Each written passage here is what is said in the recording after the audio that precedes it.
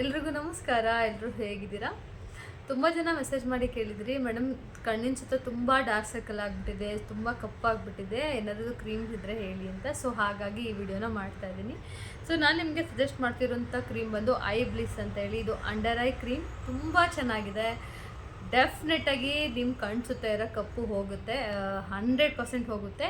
But ನೀವು ಇದನ್ನು ಬೆಳಗ್ಗೆ ಮತ್ತು ರಾತ್ರಿ ಯೂಸ್ ಮಾಡಬೇಕು. 1 ಮಂತ್ 2 ಮಂತ್ಸ್ ಕಂಟಿನ್ಯೂಸ್ ಆಗಿ ಯೂಸ್ ಮಾಡಬೇಕು.